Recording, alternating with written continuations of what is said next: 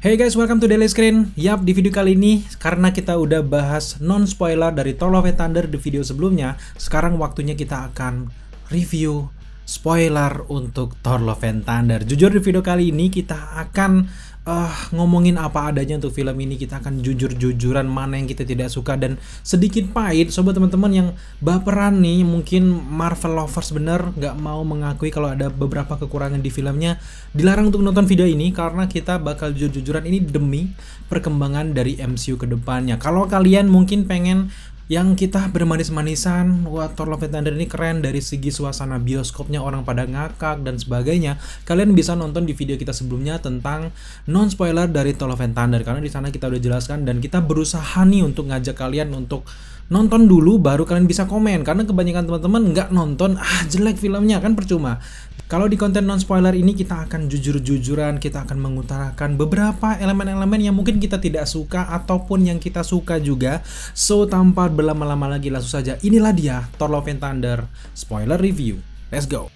Ya, Thor Love and Thunder adalah film keempat dari Thor dan film kedua dari Taika Waititi yang menggarap film Thor ini setelah sukses besar di Ragnarok. Ternyata Marvel Studio masih mempercayakan Taika Waititi karena mereka masih percaya kalau Thor keempat bakal berhasil, sukses. Ternyata anggapan itu tidak selamanya benar karena beberapa joke-joke keren di Ragnarok masih dibawa oleh Taika Waititi di film ini justru jadi hambar karena memang kalau kayak gimana ya, kalau kita hal-hal lucu di tongkrongan biasanya lucunya sekali dua kali, tapi kalau kita ulangin lagi kedua, keempat kali, kelima kali itu jadi nggak lucu, ngerti nggak? Jadi secara keseluruhan film Thor Love and Thunder ini adalah full komedi, nggak serius, sehingga kita bisa lihat kalau Taika Waititi ini berjuang menyatukan elemen-elemen deep, elemen-elemen dark dari contohnya tuh kayak Jane Foster kan sebenarnya orang yang kena kanker stadium 4 itu kan sebenarnya serius, tapi dibuat kayak lucu-lucuan di sini, nggak dibuat sedih, akhirnya garing. Jadi benar-benar mereka ini berjuang untuk menyatukan hal-hal serius dipadukan dengan komedi yang akhirnya ternyata nggak berhasil sama sekali, yang membuat kita sedikit muak untuk film ini. Beberapa di pertengahan film kita ngomong, aduh udah selesai, komedinya selesai, tolong selesaikan. Jadi kita tuh masih berharap nih di ending tuh bakal serius. Ternyata seserius-seriusnya endingnya, segahar-gaharnya gore dalam komik, masih membuat kita nggak puas untuk film ini. Secara keseluruhan Thor Love and Thunder asik, seru untuk sebuah film stand alone, tapi sangat mudah dilupakan dan gak sedikit orang yang mungkin males untuk nonton kedua kalinya untuk Love and Thunder, kecuali teman-teman yang mungkin pengen koleksi collectible tiket dari Thor Love and Thunder, mungkin itu yang bakal nonton lagi. Kalau terlepas dari semua itu males, lebih baik mereka mungkin nunggu di aplikasi streaming. Jadi jelas setelah menyaksikan Thor Love and Thunder, ketidakmampuan Marvel Studio dalam menggabungkan elemen serius dengan komedi ini akhirnya membuat banyak sekali fans yang frustasi dan pengen kebangkitan Marvel Studio lagi di fase 1, 2, 3. Dan kita jadi heran kenapa di fase 4 ini kok kayak Marvel kehilangan arah. Salah satunya mungkin adalah kebanyakan film yang digarap, entah itu series, entah itu film, semuanya itu nyambung satu garis timeline dengan Marvel Cinematic Universe, sehingga pusing sendiri, apalagi juga udah bawa tema multiverse, jadi ya pusing sendiri. Tapi di video kali ini kita akan fokus saja ke Thor Love and Thunder. Kita akan bahas beberapa hal-hal yang mungkin kita tidak suka dan juga suka dari film ini. Salah satunya adalah kita bahas dari per karakter yang hadir dari Thor Love and Thunder ini. Di awal film dari Thor Love and Thunder kita langsung diperlihatkan, dijanjikan dengan kisah Gorr the God Butcher yang jujur untuk ceritanya ini sangat komik akurat sekali, meskipun memang sayang gue tuh berharap bahwa planet nggak bernama milik Gorr ini itu di-shoot lebih luas lagi, atau setidaknya di luar angkasa langsung ngezoom ke sebuah planet yang kayak bulan yang tandus, tiba-tiba ada Gorr, diceritakan banyak bangsanya mati. Kalau dalam komik kan banyak sekali istri, anak, bangsa-bangsa itu udah bergeletakan di mana-mana. Sedangkan di sini kita lihat cuman ya Gorr dengan anaknya di dalam sebuah studio yang lagi booming sekarang, itu kayak momen bukan CGI ya, kayak cermin, tapi gue lupa istilahnya apa, sedang tren dipakai untuk film-film Star Wars dan juga seriesnya kayak The Mandalorian. Ya cuman kayak menggambarkan satu padang tandus, padang pasir ataupun hal-hal yang sangat tandus, tiba-tiba anaknya meninggal dan ketemulah dengan dua dewa yang ternyata Kalau di cerita komik kan dewanya ini saling tusuk dan hampir mati gak berdaya, sehingga itu menjadi alasan kenapa Gorr bisa langsung membunuh mereka karena dua-duanya udah kelelahan nih, langsung ditancap sama Gorr. Tapi kalau di dalam film ini kita lihat sendiri dewa satunya berhasil, gue lupa ya nama dewanya, tapi dewa satunya ini berhasil dan kayak ada adegan-adegan lucu lagi di sini diterapkan lagi komedinya sama Taika Waititi, tapi nggak masalah lah. Di pembukaan sebelum intro dari Marvel Studio, film ini cukup menjanjikan dan membuat kita merinding, apalagi Bale langsung muncul kan, anjir ini detik-detik Bale. Bahkan juga dari Necrosword ini ada bisikan, ayo bunuh semua dewa, gunakan Bifrost, gunakan Stormbreaker untuk menemui Eternity agar nanti kau bisa mengabulkan semua permintaanmu, bahkan menghidupkan anakmu atau membunuh semua dewa. Nah itu menjanjikan, tapi setelah intronya datang jeng jeng jeng jeng dengan lagu-lagu dari 80-an GNR, wah GNR benar-benar menarik. Dan ya seperti video klip yang berbalut dengan film Thor Love and Thunder, ya menurut kita cukup benar sih. Ya lagi-lagi ya seperti kita bilang di awal, terlalu banyak komedi. Sekarang kita fokus dengan karakter dari Gorr the God Butcher. Dari secara keseluruhan dalam komik, karakter ini penggambarnya sangat serius, sangat seram. Bahkan di dalam komik itu diceritakan kalau Gorr the God Butcher ini membantai dewa-dewa ini selama 2000 tahun. Nah itu seharusnya benar-benar digambarkan secara matang, nggak skala sekilas doang, nggak skala cuman bayolan doang tiba-tiba muncul setelah 2000 tahun muncul. Akhirnya Thor ini menjadi target utama. Mungkin kayak Thor ini terakhir dari banyaknya antara dewa. Ya munculnya pun sedikit-sedikit. Sebenarnya Marvel ini sangat sering menyepelekan ataupun memubazirkan karakter-karakter aktor hebat, acting hebat ketika di film mereka dibuat kayak mainan. Dan terjadi lagi untuk Christian Bale yang memerankan Gorr the God Butcher. Menurut kita ini untuk di Marvel Studio, acting dari Christian Bale ini terbaik, udah bagus. Tapi kalau kita bandingkan dengan secara keseluruhan karir dari Christian Bale, menurut kita acting Christian Bale di film ini salah satu yang terburuk juga. Ya kita nggak tahu, ini bukan salah Bale ya, salah yang mendirect mungkin. Yang balik-balik lagi ya siapa lagi yang mau kita salahkan selain Taika Waititi gitu loh. Bahkan kalau dalam komik ini Gorr ini pernah menciptakan God Bomb. Ini God Bomb ini kayak bom untuk dewa, dan itu sangat mengerikan. Setidaknya diperlihatkanlah bagaimana si Gorr ini membantai beberapa dewa yang sangat kuat. Baru transisinya tuh beralih ke Thor, sehingga ada sebuah gambaran kita tuh ngeri. Apalagi buat teman-teman yang mungkin nggak baca komik-komiknya, pasti kok tiba-tiba aktor Gorr ini kok kayak senyum-senyum kayak bayilan doang, kok culun kayak gini. Padahal kalau dalam komiknya waduh luar biasa gitu loh. Setidaknya munculin lah ketika Gorr ini membantai satu persatu dewa, atau enggak setidaknya dua lah. Pertarungan sengit antara Gorr dengan yang lainnya. Bahkan Lady Sif sendiri diperlihatkan sudah loyo, padahal kita nggak melihat bahwa dia sudah membantai. Nggak tahu. Kemungkinan gue yakin adalah banyak sekali adegan tersebut memang sudah disuting oleh Taika Waititi, cuman lagi-lagi keputusan akhir dipotong, di-cut. Bahkan kabarnya film film Thor Love and Thunder ini durasinya sebelum diedit adalah 4 jam. Nah setelah dipotong-potong jadilah sekitar kurang lebih 2 jam pas. Ya kalian bayangkan sendiri apa yang bisa diharapkan dari setengahnya dipotong. Ya gimana, hal-hal pasti banyak sekali adegan-adegan penting yang kita tidak bisa lihat guys. Tapi secara keseluruhan untuk asal-usul origin story dari Gorr the God Butcher di versi live action masih bisa kita diterima, karena memang masih sejalan dengan ceritanya di dalam komik. Namun hanya saja tidak banyak scene-scene ataupun tidak diberi kesempatan layar untuk si Bale ini datang dan juga menghantui, karena nampaknya memang Taika Waititi tidak mau filmnya dark, karena film ini mungkin targetnya anak-anak kali ya. Padahal dia tahu sendiri kalau fans MCU dari fase 1, 2, 3 udah dewasa sekarang, udah tua dan menginginkan hal yang lebih dari MCU. Secara keseluruhan kita masih memaafkan untuk karakter Gorr the God Butcher ini di versi live action, meskipun memang rupanya tuh masih culun di versi live action ini dan langsung meninggal juga di akhir film, yang disayangkan karena memang sayang sosok Bale ini memang kurang. Untuk scene-scene yang dihadirkan ini sangat sedikit sekali, kebanyakan dengan Thor.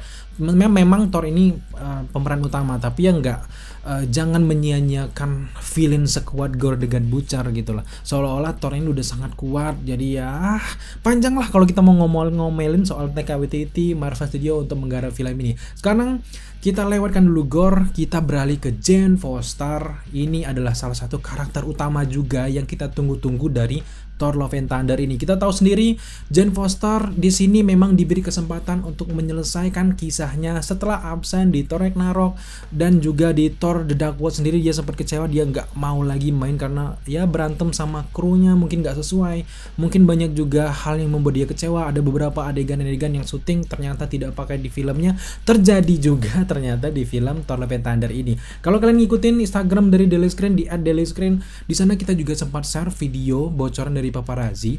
Ada adegan di mana Jane Foster ini sedang melayang-layang di udara tepat di hadapan Mjolnir yang hancur, dan ini adalah proses perubahannya menjadi Mighty Thor untuk pertama kali. Dari dia ini hampir meninggal karena kanker stadium 4, tiba-tiba dipanggil oleh Mjolnir dan tiba-tiba dia berubah jadi Mighty Thor. Kalau saja adegan itu dimasukkan, gila sih, ini bener-bener bakal epic dan juga bakal kerennya luar biasa guys. Tapi ternyata tidak dimasukkan, ya sudah. Tiba-tiba mungkin maksud Taika Waititi adalah membuat elemen kejutan ke kita para penonton. Jadi ditampilkanlah Jane Foster ini ketika bertarung dengan Thor, ketika jadi kejutan Thor tersebut sama juga dengan kita yang terkejut melihat Jane Foster yang baru. Tapi ternyata yang nggak terkejut banget, bahkan di trailer juga sempat diperlihatkan, apalagi elemen yang membuat kita terkejut gitu loh. Alangkah lebih baiknya momen ini memang diperlihatkan Jane Foster dan Mjolnir bersatu, dan tentu ada proses yang sangat kuat bagaimana Jane Foster harus menyeimbangkan kekuatannya, mungkin berlatih, kemudian juga harus dibayangkan Valkyrie ketika melihat Jane Foster yang menggunakan Mjolnir, bagaimana terkejutnya Valkyrie. Kemudian disitulah terjalin hubungan antara Jane Foster dan juga Valkyrie jadi dekat. Ini tiba-tiba kalau di film kita lihat udah Valkyrie langsung dekat aja udah gitu. Ya banyak sekali adegan-adegan yang kita bikin kesel gitu loh. Anjir, ini kok jadi kayak gini, kok kayak cuman sekedar film intermezzo doang gitu loh. Ya ada banyak sekali, mungkin boleh setuju boleh enggak, mungkin ada beberapa teman yang setuju dengan anggapan kita, tapi ya untuk sosok Jane Foster enggak terlalu mendominan di film ini. Meskipun sering muncul, kita nggak merasakan wahnya seorang Jane Foster yang sangat dari Thor 1, 2 sampai sekarang pun harus selalu hadir, nggak ada wah-wahnya untuk karakter ini. Chemistry-nya pun nggak terlalu kelihatan gitu loh. Bahkan di akhir ketika momen Jane Foster ini meninggal di hadapan Thor, seharusnya fans garis keras nangis, tapi setelah kita sempat perhatikan di bioskop nggak ada tuh yang nangis, karena memang pembangunan feeling rasanya tuh pun udah nggak ada men. Jadi bener-bener karena tertutup dengan komedi semua, akhirnya elemen-elemen yang seharusnya kita tuh campur aduk, menangis, sedih karena Jane Foster meninggal, begitu aja udah lewat. Apalagi kalau kalian udah nyaksikan post credit scene, tiba-tiba si Jane Foster datang ke Valhalla, anjing, terus Heimdall ada lagi, waduh. Jadi tadinya kita agak ya Jane Foster meninggal, aduh, ternyata hidup lagi. Ya udah, pas pulang kayak udahlah, apa ini film apaan, ya udah kayak menghabiskan waktu gitu lah. Sebenarnya memang kalau kita mau berandai-andai sebagai sutradara juga tuh pengen bener-bener Jane Foster ini, karena penyakitnya tuh serius men. Stadium 4, kanker, karakter utama di film-film Thor, seharusnya itu kita sedih. Bahkan ketika adegan kita melihat Jane Foster pertama kali yang dia lagi diinfus untuk pengobatan stadium akhir, nggak ada sedih sama sekali. Dianya pun kapan selesai ya? Gue mau penelitian lagi nih. Kayak hahi doang udah. Jadi dianya nggak sedih, apalagi kita nggak merasakan kesedihan itu. Jadi ya benar-benar ketika dia meninggal udah nggak ada rasa apa-apa. Tapi sudahlah, kita sudah bahas gore Jane Foster, sekarang kita beralih ke karakter elemen lainnya. Ini adalah cameo yang hadir di Thor Love and Thunder ini. Ternyata Matt Damon hadir lagi sebagai seorang teatrikal ya di sini lagi-lagi. Jujur, Matt Damon ini aktingnya sangat luar biasa. Kita juga penasaran kenapa dia mau memerankan adegan sekecil ini, tapi cukup membantu untuk intermezzo di film ini, dan kita cukup terkecoh dengan Matt Damon. Gila, Matt Damon. Dan itu salah satu yang menarik di antara yang tidak menarik dari film Thor Love and Thunder ini guys. Semoga saja ke depan Matt Damon masih hadir, bahkan mungkin dia punya kekuatan lagi. Kalau anak-anak saja bisa diberikan kekuatan oleh si Thor, apalagi Matt Damon. Semoga saja karakter ini terus berkembang. Dan dan tidak cuma sekedar pemain drama aja di film ini gitu guys ya. Sekarang kita beralih ke karakter selanjutnya. Ini adalah karakter yang hadir di awal film, tentu saja Guardian of the Galaxy. Nah, salah satu hal juga yang membuat kita pengen banget untuk nonton film Thor Love and Thunder adalah kehadiran dari anggota dari Guardian of the Galaxy. Kita tahu sendiri bagaimana lucunya Thor ketika berselisih dengan Peter Quill di akhir dari Avengers Endgame. Kita benar-benar ingin melihat bagaimana kebayolan mereka, keseruan mereka. Tapi setelah menyaksikan Thor Love and Thunder, Guardian of the Galaxy ini sekedar properti biasa, cameo biasa, nggak ada hal berarti, bahkan nggak ada mereka pun. Tampaknya film ini berjalan baik-baik aja gitu. Kayaknya kita terlihat sekali kalau Taika Waititi ini menempatkan Guardian of the Galaxy di film ini cuma sekedar pengen menyambungkan kejadian yang ada di Avengers Endgame dan juga Thor keempat ini. Kalau nggak ada itu, mustahil Taika Waititi memasukkan mereka, karena tampak sekali niat dari Taika Waititi tidak terlalu besar untuk Guardian of the Galaxy, hanya sedikit saja pertarungan-pertarungan pun. Di antara pertarungan Guardian of the Galaxy yang lebih difokuskan ini Thor. Ya udah ya, balik lagi ini cuman memang benernya filmnya Thor, tapi ya sangat disayangkan sebuah properti yang sebanyak ini, sebesar ini disia-siakan begitu saja guys. Terlepas dari semua itu, mungkin hadirnya Guardian of the Galaxy ini lebih menguntungkan mereka di film mereka yang ketiga nanti, dimana ini adalah memperkaya jenjang perjalanan karir mereka di MCU. Setidaknya mereka udah pernah jalan-jalan sama Thor gitu lah. Terlepas dari semua itu, nggak penting, nggak ada mereka pun nggak apa-apa. Yap, salahnya lagi-lagi ya kurangnya pengembangan cerita dari karakter-karakter ini. Ya salah penulis, salah semuanya ya, salah Marvel Studio, salah Taika Waititi, salah kita mungkin yang terlalu berekspektasi tinggi. Nah, sekarang kita beralih ke karakter selanjutnya, ada Valkyrie yang benar-benar juga kita tunggu. Bahkan ada isunya juga, Valkyrie ini salah satu yang akan mengangkat isu-isu itu lah ya. Tapi kita nggak mau bahas, kita juga nggak mendukung benar untuk isu itu, tapi terserah.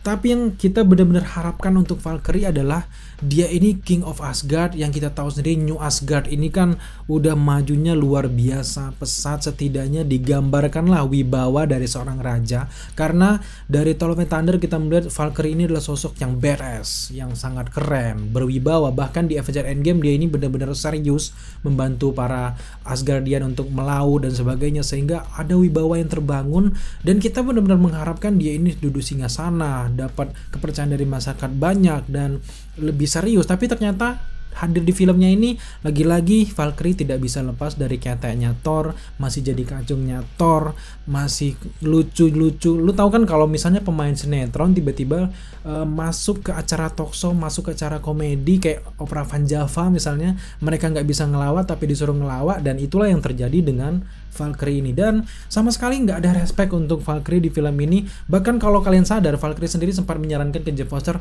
ayo kita bertarung sampai mati di untuk agar kita nanti kalau mati, prajurit yang mati ini akan masuk ke Valhalla karena bersifat mulia karena juga kita dewa. Ternyata ketika bertarung dengan Gore, dia ketusuk sama Gore dan pulang ke New Asgard, dia nggak mau lagi ke melawan Gore lagi, takut mati kayaknya. Kalau lu pengen masuk Valhalla, ngapain lu berhenti di sana, langsung di sana berhenti di situ?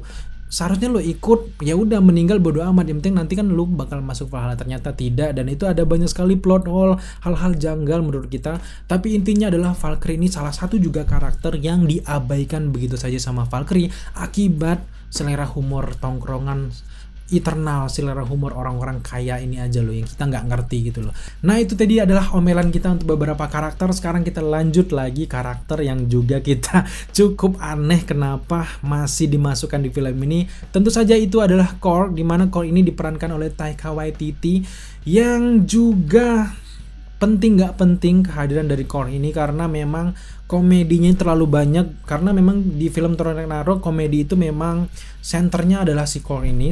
Tiba-tiba di film Thor Love and Thunder semuanya berkomedi, semuanya ngelawak. Jadi porsi dari Korg ini nggak terlalu penting. Ada dia nggak ada dia pun ya nggak masalah.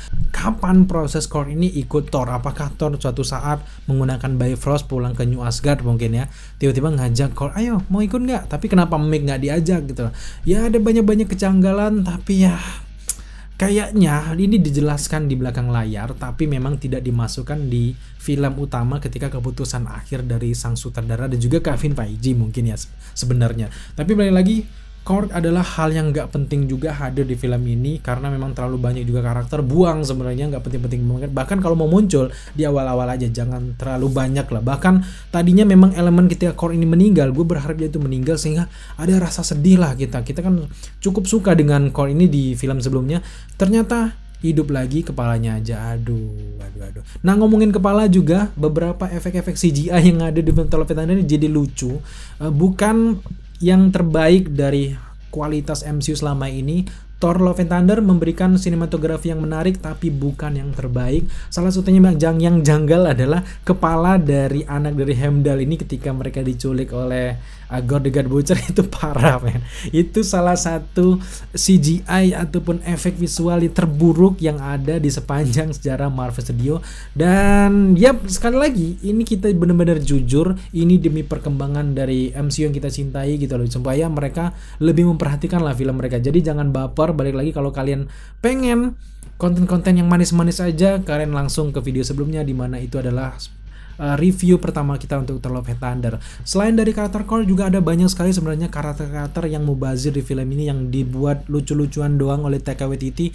Kayak salah satunya adalah Zeus. Di sini dari cara dia turun pun udah mulai nggak berwibawa, kayak melucu, seolah-olah Gorr ini bukan tantangannya sangat besar, padahal lebih dari 2000 tahun Gorr ini sudah membantai banyak dewa-dewa kuat. Seharusnya setidaknya mereka, wah benar, Gorr itu mengerikan, tapi kita bersembunyi dulu, kita menyusun rencana dulu, alangkah baiknya kayak gitu. Tapi di sini disepelekan sok-sok kuat, sedangkan ketika berkelahi dengan Thor langsung meninggal tuh si Zeusnya, meskipun hidup lagi di post credit scene. Ya, secara keseluruhan ada banyak karakter yang sebenarnya kita sayangkan dijadikan bahan lelucon oleh Taika Waititi. Mungkin sangat susah untuk mencari hal positif dari film ini karena kita udah penuh nih dengan kekecewaan. Jadi ya susah untuk mencari hal-hal yang menarik yang ada di film ini secara film standalone, secara orang yang nggak ngefans, dan secara orang yang nggak ngerti dengan kontinuitas dari Marvel Studio MCU. Memang film ini sangat menarik, terhibur, ketawa, hahaha, keren, dan ini film yang sangat ringan, mudah dimengerti. Tapi kalau bagi kita yang ngerti dengan kualitas MCU selama ini, film ini sangat mudah dilupakan dan ya stand alone aja. Jadi kita nggak terlalu menganggap film ini di dalam jajaran jadi kontinuitas dari film-film MCU. Jadi ya kalau mau mencari sisi positif, salah satu karakter yang benar-benar kita sukai dan juga punya acting yang menarik di film Thor: Love and Thunder ini adalah kambing yang ada di sepanjang Thor: Love and Thunder, yang selalu heboh sendiri, kambing korban ini. Dan setiap dia jerit kita pasti ngakak, anjir.